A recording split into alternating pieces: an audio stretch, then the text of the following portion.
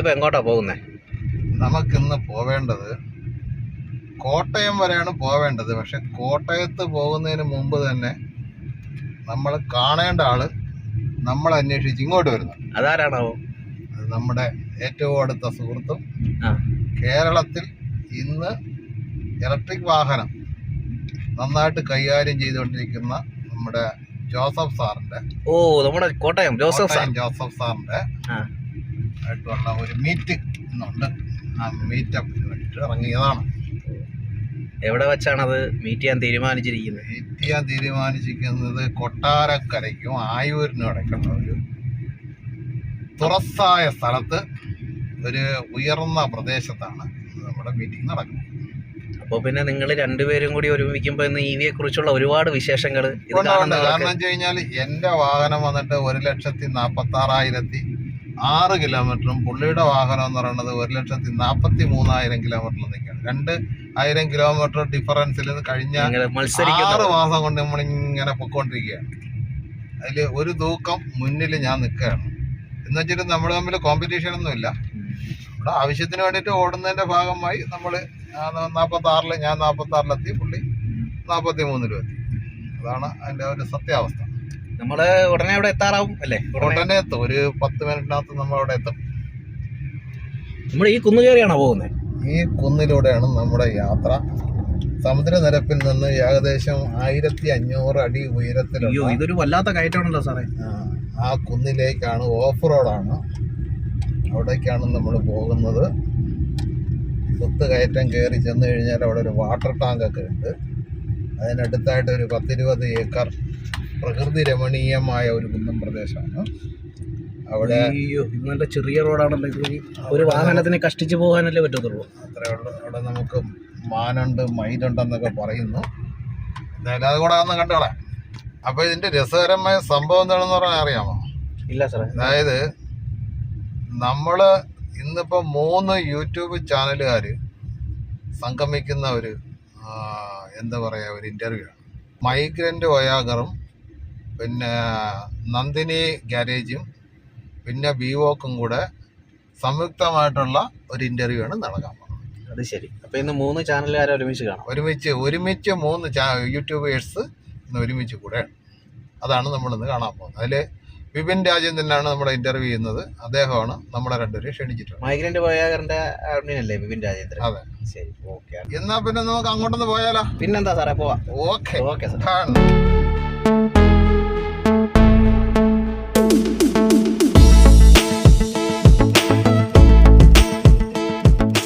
ഇന്ന് 2 വണ്ടി ഇവിടെ വന്നിട്ടുണ്ട്.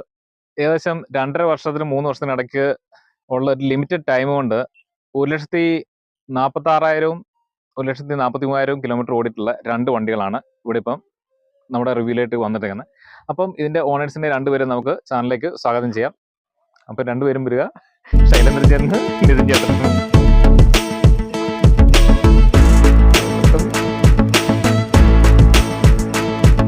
ആദ്യം ഏറ്റവും കൂടുതൽ കിലോമീറ്റർ ഇതിനകത്ത് ഓടിയിട്ടുള്ള ശൈലേന്ദ്രൻ ചേട്ടനാണ്. അപ്പം ശൈലേന്ദ്രൻ ചേട്ടനോട് ആദ്യത്തെ ചോദ്യം, ഇപ്പൊ എത്ര കിലോമീറ്റർ ആയി? 1,45,100 ആയിട്ടുണ്ട്. 1,45,100 കിലോമീറ്റർ. അപ്പം നിതിൻ ചേട്ടൻ 1,43,200. രണ്ടുപേരും കൂടെ മത്സരം. നമ്മള് കഴിഞ്ഞ ഏകദേശം ഒരു 1 ഇയർ കൊണ്ട് ഇങ്ങനെ നിൽക്കുകയാണ് അല്ലേ?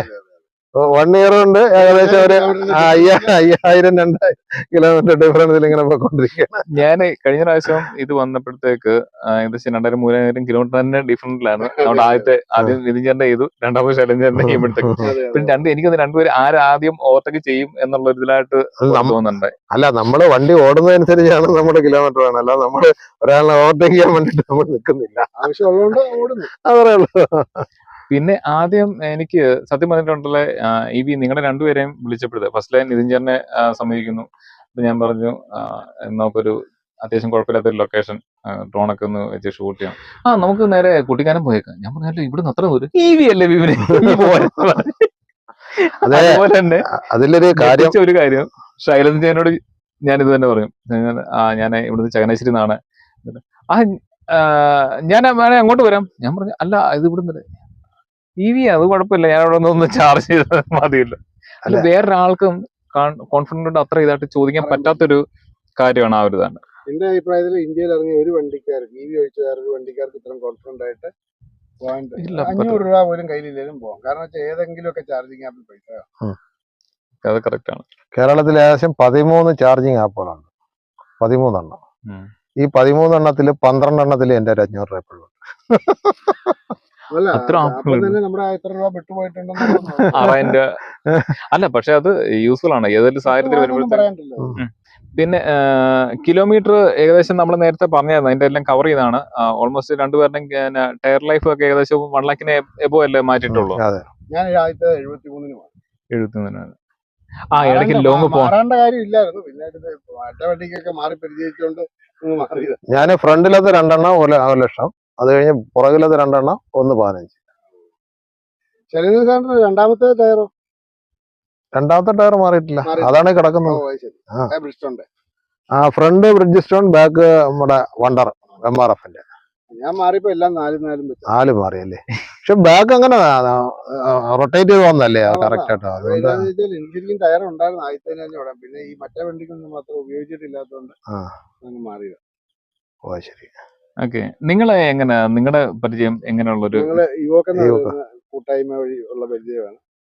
ആദ്യമൊന്നും മുഖം പോലും കണ്ടിട്ടില്ല. വർത്താനങ്ങളൊക്കെ നല്ല തകൃതി നടക്കും. അത് കഴിഞ്ഞപ്പോഴാണ് ഇപ്പോഴാണ് മുഖം ആള് എവിടെയാന്നുള്ളതൊക്കെ കറക്റ്റ് ആയിട്ട് ഐഡന്റിഫൈ ചെയ്ത് അത്ര ഒരു അടുപ്പമായത്. ഇവൊക്കെ എന്ന് പറഞ്ഞാൽ ഇലക്ട്രിക് വെഹിക്കിൾ ഓണേഴ്സ് കേരള എന്നുള്ളതാണ് എൻ്റെ ഫുൾ ഫാം. അതിൽ ഏകദേശം 6000-ഓളം വാഹന ഉടമകളും മെമ്പർമാരാണ്. 6000-ഓളം കേരളത്തിൽ ഇറങ്ങിയിട്ടുള്ള ഏകദേശം ഒരു 10,000-ഓളം 4 വീലറാണ് ഉള്ളത്. അതിൽ 6000 പേരും ഈ വോക്കിൽ മെമ്പർമാരാണ്. പരസ്പരം ഗ്രൂപ്പിലുള്ള ആൾക്കാർ പരസ്പരം സഹായിക്കുന്നു. അതിന്റെ ചെയർമാൻ എന്ന് പറയുന്നത് റജിസാറാണ്. അദ്ദേഹമാണ് അതിന്റെ ഗ്രൂപ്പിന്റെ അഡ്മിൻ. അദ്ദേഹമാണ് ഇതിന്റെ സ്റ്റേറ്റ് ചെയർമാൻ. പിന്നെ നമ്മൾ കമ്പനി രൂപീകരിച്ചിട്ടുണ്ട് ഇതിന്റെ കീഴിൽ. 30 ചാർജിങ് സ്റ്റേഷൻ കേരളത്തിൽ സ്ഥാപിച്ചിട്ടുണ്ട്. അപ്പൊ 12 രൂപ 60 പൈസ റേറ്റ് ഉള്ളൂ. നല്ല കാര്യമാണ്. അപ്പം ആ ഒരു ഈവോക്ക് എന്ന് പറഞ്ഞ കൂട്ടായ്മയിലൂടെയാണ് ഞാനും സാറും പരിചയപ്പെട്ടത്. വാക്കുകൾ കൊണ്ട് നമ്മൾ ആദ്യം പരിചയപ്പെട്ടു. രണ്ടാമത് വീട്ടിലാണെങ്കിൽ പോലും പലർക്കും ആളെയൊന്നും കാണണ്ട, ഒറ്റ കേൾക്കുമ്പോ ഇനിയാളാ. കാരണം വെച്ചാല് മിക്കവാറും മെയിൻ ആയിട്ട് ആക്റ്റീവ് ആയിട്ടിരിക്കുന്ന ഒരു 10-15 പേര് കൂടുതൽ കാണത്തില്ല. അതുകൊണ്ട് വീട്ടിലും പെട്ടെന്ന് ലോങ് പോയിട്ടുള്ളത് ഞാൻ താങ്കളുടെ പിന്നെ വീഡിയോ ചാനൽ കാണാറുണ്ട്, യൂട്യൂബ് ചാനൽ കാണാറുണ്ട്. എന്നാലും ചോദിക്കണം, ലോങ് ഏറ്റവും ഇതായിട്ട് പോയപ്പോഴത്തേക്കുള്ള ഒരു എക്സ്പീരിയൻസ്, അതിന്റെ ഒരു ഫീഡ്ബാക്ക് എങ്ങനെയായിരുന്നു? ഒരു ഫസ്റ്റില് പോകുമ്പോഴത്തേക്ക് ഉണ്ടായിരുന്നു, അത് ലോങ് പോകുമ്പോഴത്തേക്ക് ആദ്യത്തെ ഒരു ടെൻഷനോ കാര്യങ്ങളോ അതുകൊണ്ടുണ്ടായിരുന്നു, അതിന്റെ ഒരു ഫീഡ്ബാക്ക്? ആദ്യം ടെൻഷൻ ഉണ്ടോന്ന് ചോദിച്ചാൽ ചെറിയ ടെൻഷൻ ഉണ്ട്. പിന്നെ ഞങ്ങളുടെ മുമ്പിൽ ഓടാൻ ഇങ്ങേരുണ്ടായിരുന്നോണ്ട് ഞങ്ങൾക്ക് പേടിയില്ലായിരുന്നു. ഞാൻ ഏറ്റവും കൂടുതൽ പോയിരിക്കുന്നത് സോൻമാർഗ് വരെയാണ്. സോൻമാർഗ് വരെ മുമ്പ് കഴിഞ്ഞ് പോകാണ്ട് കറണ്ട് ഇല്ലാഞ്ഞ ഒരു പ്രശ്നം കൊണ്ട് മാത്രമാണ് തിരിച്ചു പോകുന്നത്. അത് ഞാൻ പോയപ്പോ എനിക്ക് സേലമൊക്കെ കഴിയുന്നതും വരെ ഭയങ്കര ഒരു പേടിയായിരുന്നു. നമ്മളെ കൊണ്ട് കംപ്ലീറ്റ് ചെയ്യാൻ പറ്റുമോ, വീട്ടിൽ നിന്നുള്ള സപ്പോർട്ട് ഭയങ്കര, ഇത് പോയിട്ട് വന്നാൽ മതി എന്നുള്ള രീതിയിലായി വീട്ടില്. അപ്പം പിന്നെ ഞങ്ങൾ കുറച്ച് ഒരു പകുതി, കാരണം വെച്ചാൽ നമ്മൾ ഈ ബോർഡ് ഒക്കെ കാണുമ്പോൾ 3500 ഇത് കാണുമ്പോൾ വിളിച്ചു പോകും. ഇത് ഒന്നുമില്ല, ഒന്നും പേടി. ഞാൻ രാത്രിയിലൊക്കെ ത്രൂഔട്ട് ഓടിച്ച ദിവസങ്ങളുണ്ട്. കാരണം വെച്ചാൽ ജമ്മു ശ്രീനഗർ വഴിയിൽ കയറി കഴിഞ്ഞാൽ നമ്മൾ അറിയുന്നില്ലല്ലോ വഴി ഇത്ര മോശമാണ്. അവരവിടെ വഴി നിർത്താൻ സമ്മതിക്കാറ്.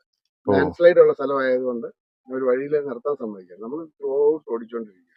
അവസാനം ഒരു ടണലിന്റെ ഓഫീസിൽ വന്ന് വണ്ടിയുടെ ചാർജ് പറഞ്ഞപ്പോഴത്തേന് പിന്നെ അവിടെ കുത്തിയിട്ട് അവിടെ വീണു. അതുപോലെ മടുത്തു പോയി. ഓക്കെ. അപ്പം അന്നപ്പോഴത്തെ വേറെ എന്തെങ്കിലും അതിന്റെ ഇടയ്ക്ക് ഇത് ചാർജിങ് പവർ സ്റ്റേഷൻ ഇതല്ലാതെ വീടുകളിൽ എന്തെങ്കിലുമൊക്കെ ചാർജ് സ്ലോ ചാർജ് ചെയ്തേക്കുന്നത് ആ ടണലിലും പിന്നെ സോൻമാർഗിലും മാത്രമേ ഉള്ളൂ. ഓക്കെ. അപ്പൊ ഇനി ശൈലജന്റെ ഒരു എക്സ്പീരിയൻസ് അല്ലേ ലോങ്? ഞാന് സാറ് പോയിട്ടുള്ള പോലെ ഒന്നും പോയിട്ടില്ല. ഞാൻ ഡൽഹി വരെ പോയിട്ടുള്ളൂ. ഡൽഹി വരെ ഞാൻ പോയെന്ന് പറഞ്ഞാൽ ഞങ്ങള് 4 സുഹൃത്തുക്കളുണ്ടായിരുന്നു. അതിൽ ഒരാളാണ് ഇതാ നിൽക്കുന്ന ശ്രീജിത്ത്. പിന്നെ അതുകൂടാതെ 2 പേരുടെ ഉണ്ടായിരുന്നു. ഞങ്ങൾ 21 ദിവസം എടുത്താണ് പോയിട്ട് വന്നത്. ഞങ്ങള് ഇവിടുന്ന് ബാംഗ്ലൂർ, ഹൈദരാബാദ്, നാഗ്പൂർ, അവിടുന്ന് പിന്നെ അയോധ്യ, വാരണാസി, ലക്നൗ, ആഗ്ര വഴി ഡൽഹിയിൽ എത്തിയപ്പോഴത്തേക്ക് ഏകദേശം ഒരു 11 ദിവസം എടുത്തു. പിന്നെ ഡൽഹിയിലൊക്കെ ഒന്ന് കറങ്ങി നടന്ന് അവിടുന്ന് ഒരു വാഹനമൊക്കെ നമ്മള് വിലക്ക് എടുത്തായിരുന്നു. അപ്പൊ അങ്ങനെയൊക്കെ ഒന്ന് കറങ്ങി നടന്നിട്ട് നേരെ തിരികെ വരുമ്പോഴത്തേക്ക് വീണ്ടും ഒരു 5 ദിവസം കൂടെ എടുത്ത് അങ്ങനെ നേരെ അവിടുന്ന് നേരെ ഡൽഹിയിൽ നിന്ന് നേരെ ത്രൂ ആയിട്ട് ആഗ്രയിൽ നിന്ന് നാഗ്പൂരിൽ നിന്ന് നേരെ കേരളത്തിലേക്ക് എത്തുമായിരുന്നു. അതിനിടയിൽ പിന്നെ 48 ഫാസ്റ്റ് ചാർജിങ് വേണ്ടി വന്നു, 4 സ്ലോ ചാർജിങ് വേണ്ടി വന്നു. പിന്നെ യാത്രയ്ക്ക് പിന്നെ വേറെ ബുദ്ധിമുട്ടൊന്നുമില്ല. ചാർജിങ്ങുമായി ബന്ധപ്പെട്ട് പ്രശ്നങ്ങൾ ഒരിടത്തുണ്ടായി.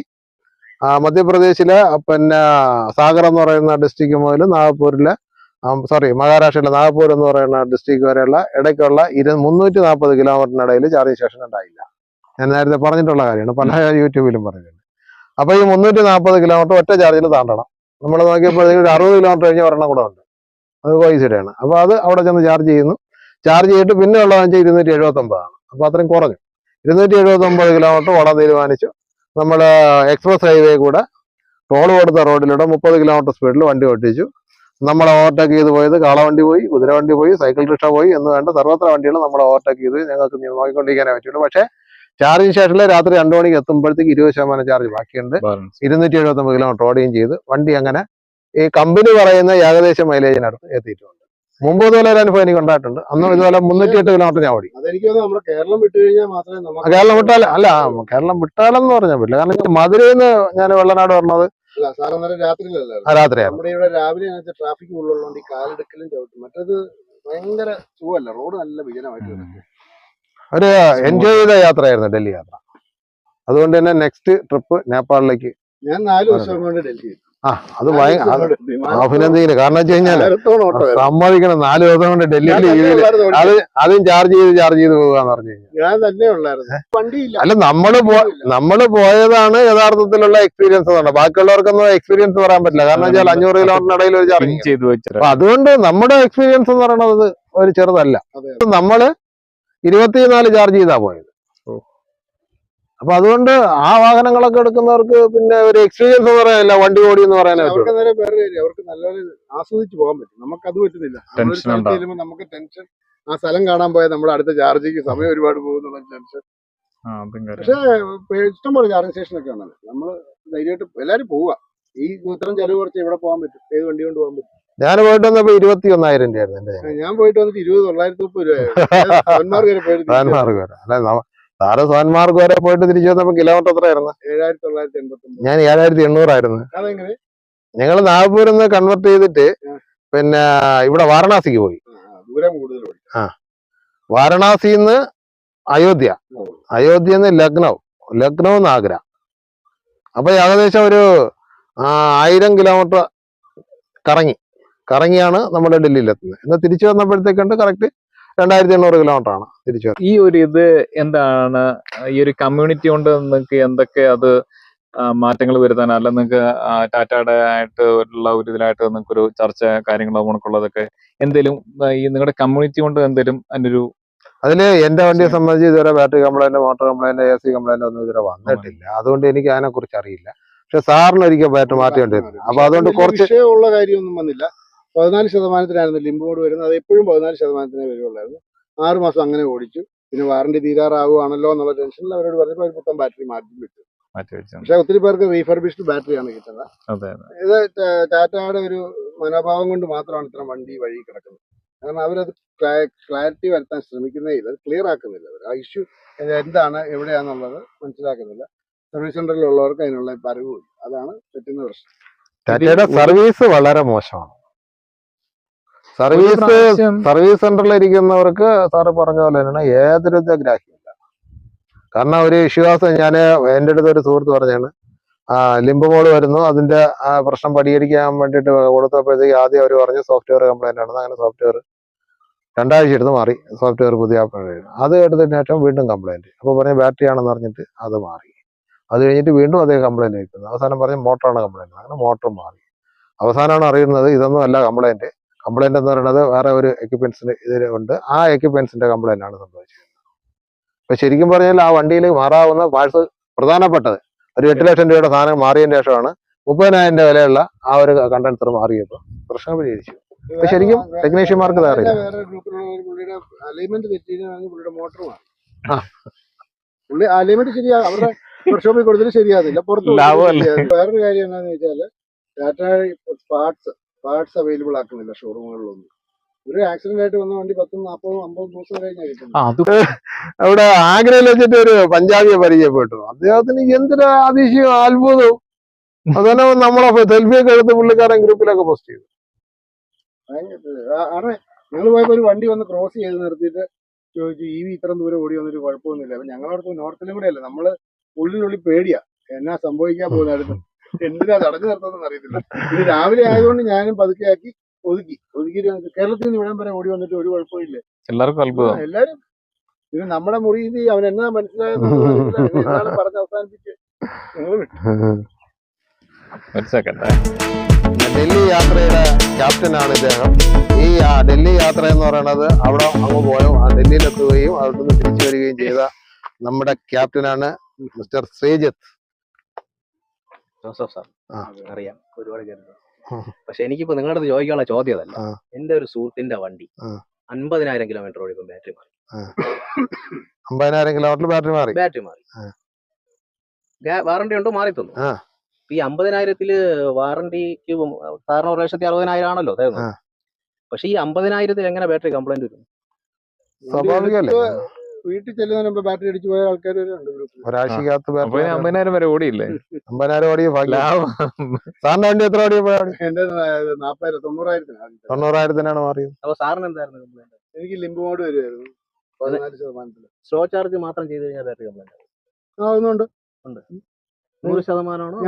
ഞാന് ഇവിടെ ഡൽഹിക്ക് പോയത് 51 ഫാസ്റ്റ് ചാർജ് ചെയ്തിട്ട് ദൈവം അനുസരിച്ച് വേറെ കുഴപ്പമൊന്നുമില്ല. അല്ല, ഒരു വണ്ടി സ്ഥിരമായിട്ട് സ്ലോ ചാർജ് മാത്രം ചെയ്യും. ഒരു കുഴപ്പം വരാനൊന്നുമില്ല. അങ്ങനെ പക്ഷെ ബാറ്ററി അടിച്ചു പോകുന്നതാണ്.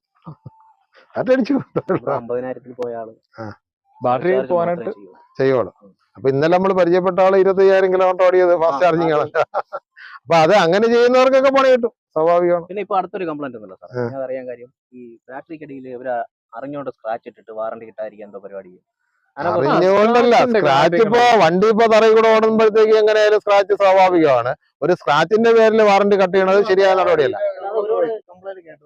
ഇഷ്ടം പോലെ. അവർ നോക്കുമ്പോൾ സ്ക്രാച്ച് ഉണ്ട്, ബാറ്ററി മാറ്റി തരാൻ പറ്റുന്നില്ല. അപ്പൊ ഇത് കമ്പനിക്കാര് തന്നെ മനഃപൂർവ്വം സ്ക്രാച്ച് ഇട്ട് പക്ഷെ വിടുന്നതാണോ ഇപ്പൊ അതോ സ്വാഭാവികമായിട്ട് സംഭവിക്കണമെന്ന് അറിയാൻ ഇല്ല. അല്ല അത് ഉത്സാഹമല്ലേ അറിയാൻ. കമ്പനിക്കാർക്ക് അതിനൊരു പ്രശ്നം പറ്റും. ആ. ഇപ്പം പണ്ട് ഇൻഷുറൻസുകാർ മാറിക്കൊടുക്കാം, ഇപ്പൊ ഇൻഷുറൻസുകാർ തിരിച്ചു ചോദ്യം ചോദിക്കാൻ തുടങ്ങി.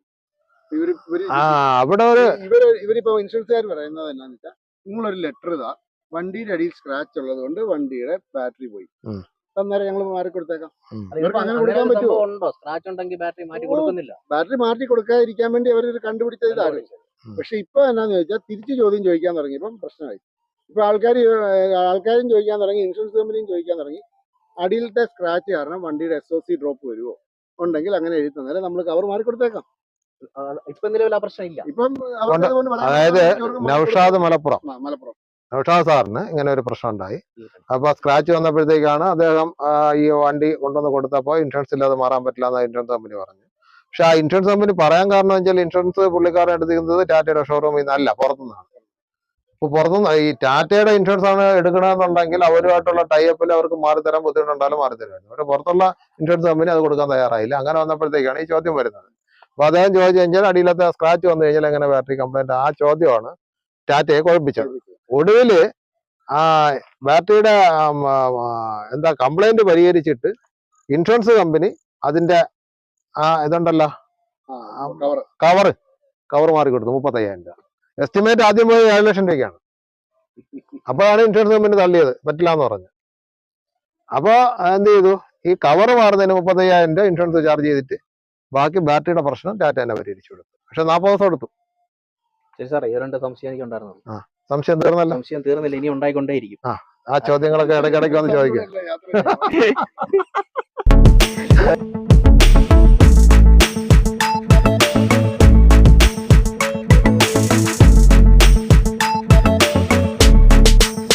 പുലർത്തി 60,000 കഴിഞ്ഞതിന് ശേഷമുള്ള ഭാവി പരിപാടികളെ കുറിച്ച് നമ്മൾ രണ്ടുപേരും ആലോചിച്ചുകൊണ്ടിരിക്കുകയാണ്, ഒരുമിച്ച് ആലോചിക്കുകയാണ്.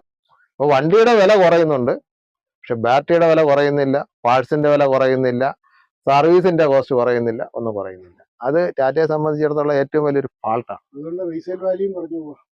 നമുക്ക് റീസെയിൽ ഇല്ല, അതൊരു വലിയ പ്രശ്നമാണ്.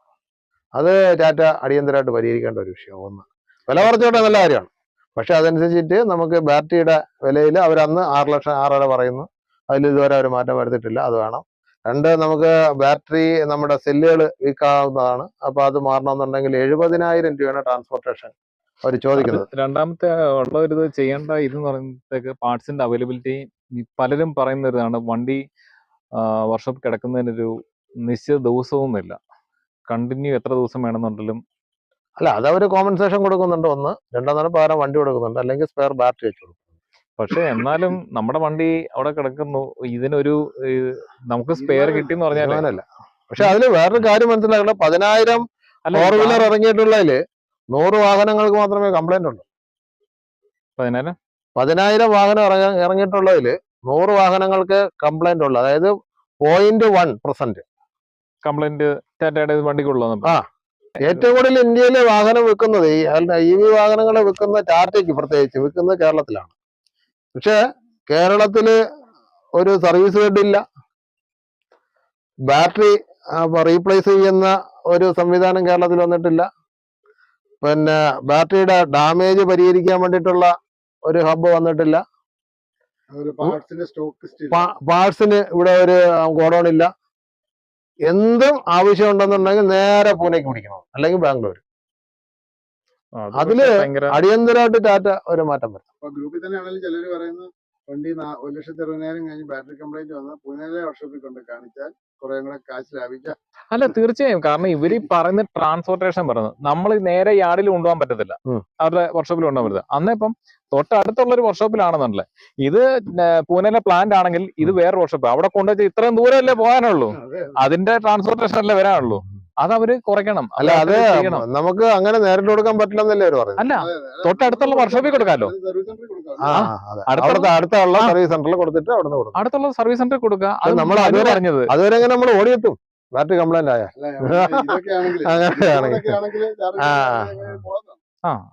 അതൊന്നും പ്രാക്ടിക്കൽ ഒന്നുമല്ല, ഒരു തമാശക്ക് പറയാന്നുള്ളതല്ലാതെ. പക്ഷെ എന്നാ ഇതൊക്കെ ചാറ്റാക്കി പരിഹരിക്കാവുന്ന കാര്യമുള്ളത്. മറ്റുള്ള വാഹനങ്ങളെ അപേക്ഷിച്ച് കുറച്ച് ടെക്നോളജീസ് നമുക്ക് തന്നിട്ടുണ്ട്, അത് നമ്മൾ അംഗീകരിക്കേണ്ട കാര്യമാണ്.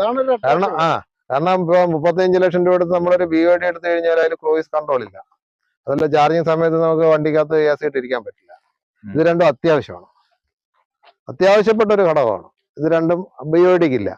ഇനി ഇവർക്കുണ്ടോ എന്ന് ചോദിച്ചു കഴിഞ്ഞാൽ ആർക്ക്, നമ്മുടെ കോണയ്ക്ക് ഉണ്ടോ എന്ന് ചോദിച്ചാൽ കോണയ്ക്ക് വരുന്നില്ല. MGക്ക് പക്ഷെ ആക്കിയിട്ടുണ്ട്, MGക്ക് ആക്കിയിട്ടുണ്ട് അല്ലേ, വില കുറച്ച് പുതിയ മോഡൽ അതിൽ വന്നിട്ടുണ്ടല്ലേ. അപ്പൊ ആ ടെക്നോളജി ഏറ്റവും ആദ്യം കൊണ്ടുവന്നത് ടാറ്റയാണ്. അതിലൊക്കെ നമ്മൾ ടാറ്റ അഭിനന്ദിക്കണം. ഞാൻ പറഞ്ഞത് ടാറ്റയുടെ വണ്ടി എടുക്കുന്നവര് അവർക്കാണ്. നിങ്ങളെല്ലാവരും, ഞാൻ വണ്ടി ടാറ്റയുടെ ഇത് എടുത്തിട്ടില്ല. അപ്പൊ നിങ്ങളെല്ലാവരും അവരുടെ കസ്റ്റമേഴ്സ് ആണ്. കസ്റ്റമേഴ്സ് എന്ന് പറയുമ്പോഴത്തേക്ക് കസ്റ്റമേഴ്സ് ആണ് ശരിക്കും രാജാവ്. അവരുണ്ടെന്നുണ്ടല്ലേ ഈ സാധനങ്ങളെല്ലാം നിലനിന്ന് പോരുള്ളൂ. അതെ, അല്ല അത് സത്യമാണ്. ജനാധിപത്യ രാജ്യത്ത് ജനങ്ങൾക്ക് ഇവിടെ ആരുമില്ല, ഇവിടെ വേറെ വലിയ രാജാക്കന്മാരുള്ള സംസ്ഥാനമാണ്. അത് പറഞ്ഞിട്ട് കാര്യമൊന്നുമില്ല. എന്നാ പ്രശ്നം ടാറ്റയുടെ ഷെല്ല് പക്ക സ്ട്രോങ് ആയിട്ട് അവരുണ്ടായി. ബാക്കി അവർക്ക് കോസ്റ്റ് കട്ടിങ് വരുത്താവുന്നിടത്ത് എല്ലാം കോസ്റ്റ് കട്ടിങ് വരുത്തി ബാക്കിയുള്ളവരുമായിട്ട് കോമ്പറ്റ് ചെയ്ത് നിൽക്കും. ഈ ടാറ്റ കൊടുക്കുന്ന പ്രൈസിംഗ് ഒറ്റ കമ്പനിക്ക് വണ്ടി കൊടുക്കാൻ പറ്റത്തില്ല. പക്ഷെ ഇവര് ക്വാളിറ്റിക്കകത്ത് ഇവര് കോംപ്രമൈസ് ചെയ്യേണ്ടി വരുന്നുണ്ട്. ഇനിയിപ്പോ 17 ലക്ഷം രൂപയ്ക്ക് നാളെ MG ഒരു വണ്ടി ഇറക്കിയെങ്കിൽ ഈവൻ കേവിന്റെ വില 13 ലക്ഷം രൂപ. അതാകാൻ പറ്റും. അതിൽ വേറൊരു പ്രശ്നം, ഒരു ടെക്നിക്കൽ വരാണ്ട ഒരു സംഭവം എന്ന് പറയുന്നത്, ഇപ്പൊ MG ആയാലും ഈ കോണായാലും ഐക്കോണിക് ആയാലും നമ്മുടെ ഇവരുണ്ടല്ലോ BYD ആയാലും ഇമ്പോർട്ടഡ് ഐറ്റമാണ്. ഇമ്പോർട്ടഡ് ഐറ്റം ആകുമ്പോഴത്തേക്ക് 100% നികുതി അടച്ച് വേണം അവർക്ക് ഈ വാഹനം ഇന്ത്യയിലേക്ക് എത്തിക്കാൻ. എന്നാല് അവര് ഇവിടെ ഒരു ഫാക്ടറി തുടങ്ങുകയാണെന്നുണ്ടെങ്കിൽ അവർക്ക് നികുതി വന്നിട്ട് ടാറ്റയ്ക്ക് കൊടുക്കുന്ന പോലെ 25% നികുതി കൊടുത്താൽ മതിയാവും. അപ്പൊ ടാറ്റ ഉള്ള വണ്ടികൾ അങ്ങനെയാണ് റേറ്റ് പറയുമല്ലോ. അപ്പൊ ടാറ്റ 25% നികുതി കൊടുത്തിട്ട് ഈ വാഹനം റോഡിൽ ഇറക്കുന്നു, അവര് 100% നികുതി കൊടുത്തിട്ട് റോഡിൽ ഇറക്കുന്നു. അതാണ് ഈ വിലയുടെ വ്യത്യാസം വരുന്നത്. അപ്പം ഇത്രയും നേരം വിലപ്പെട്ട നിങ്ങൾ രണ്ടുപേരുടെയും വിലപ്പെട്ട സമയം ഇവിടെ ചാനലിന് വേണ്ടി ചെലവഴിച്ചതിൽ രണ്ടുപേർക്കും ഹാർദമായ നന്ദി അറിയിച്ചുകൊള്ളുന്നു. Thank you.